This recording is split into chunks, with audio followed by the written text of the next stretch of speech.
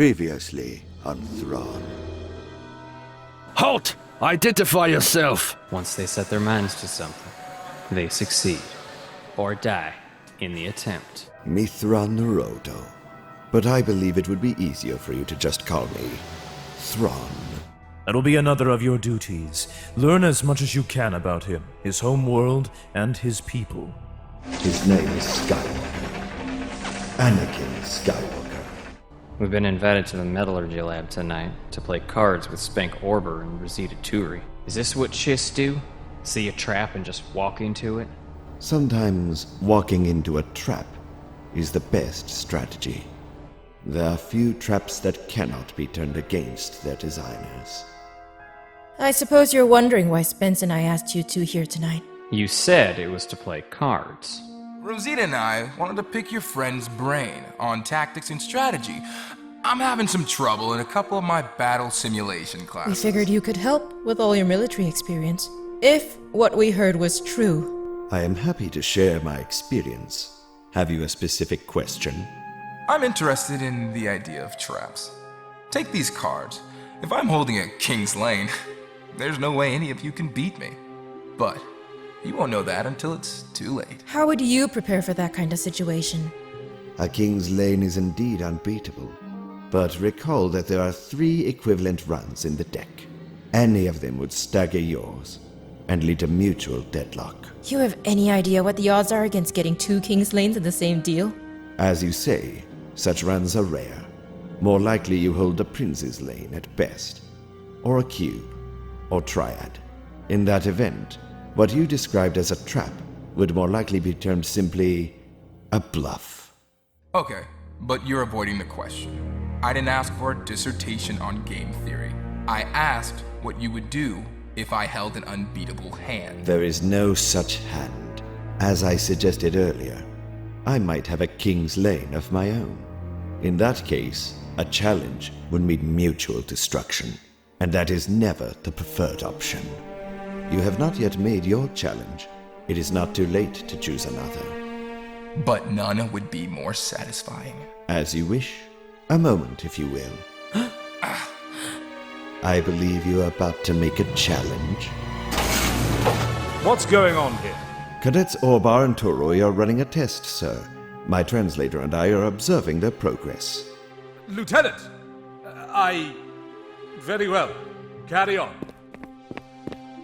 There is no guaranteed winning hand, Cadet Orbar. I suggest you not forget that.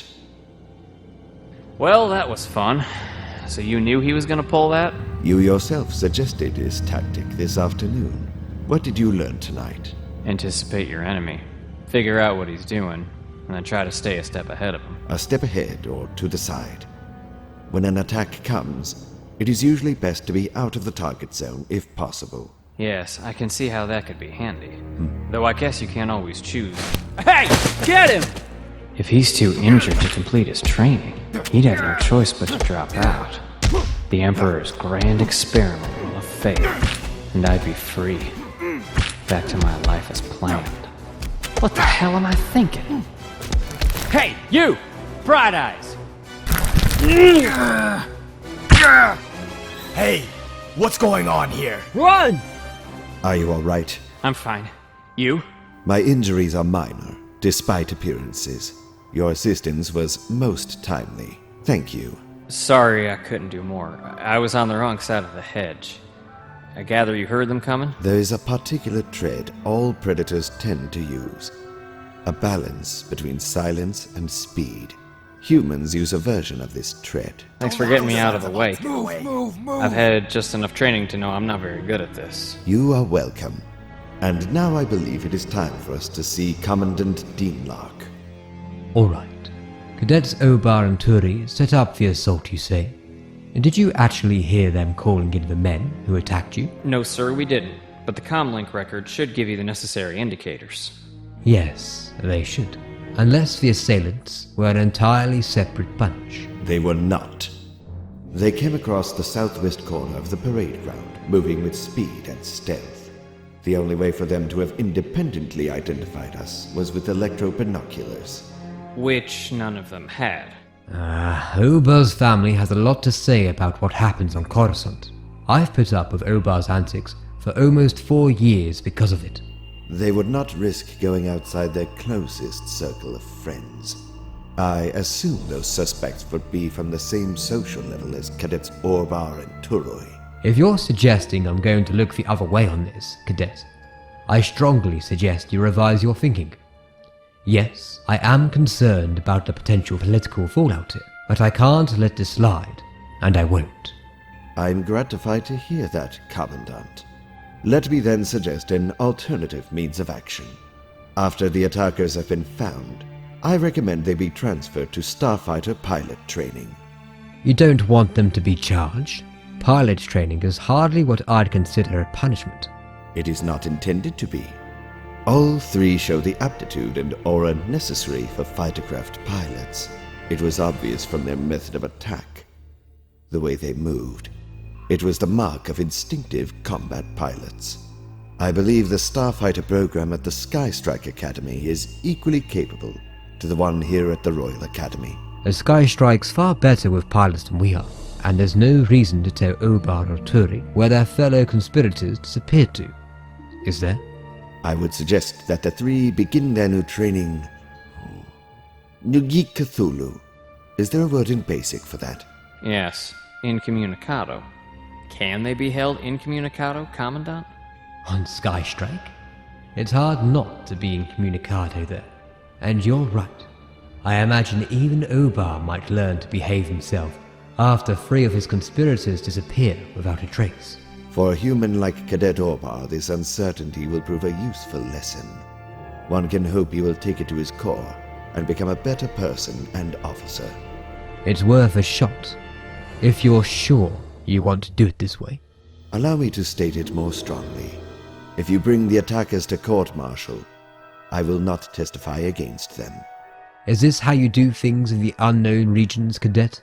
A bypass the laws and regulations and get what you want through blackmail or extortion? We attempt to solve problems. This is the solution that is best for the Empire as a whole. Is that a new lieutenant plaque Deenlark gave you at the graduation ceremony? Evidently, he forgot he had already given me one. I guess you can keep the other one as a souvenir. Or find another use for it. Interesting. I am to be 2nd Weapons Officer aboard the Gozanti-class cruiser Bloodcrow. Nice. And you? I presume you asked for a supply officer position. I did. Good chance I got it, too. Bigger ships are always hurting for supply personnel. The Bloodcrow? Aide to Lieutenant Thrawn. Lieutenants don't get aides, ever! You set this up with the Emperor, didn't you? The Emperor does not speak to me, nor have I spoken with him since my first day on this world. This didn't happen by accident. You must have said something. What was it? The Bloodcrow is scheduled for duty in border sectors where Cybisti may be spoken. I merely pointed out it might be beneficial to have 2 officers aboard who understand the language. If you wish, I will refuse to accept you in that position. No point. The Navy doesn't change orders just because junior officers don't like them. When you're an admiral, we'll see what you can do. Very well. I shall strive to achieve that rank as quickly as possible. Chiss do not make idle boasts or promises. Once they set their minds to something, they succeed. Or die in the attempt.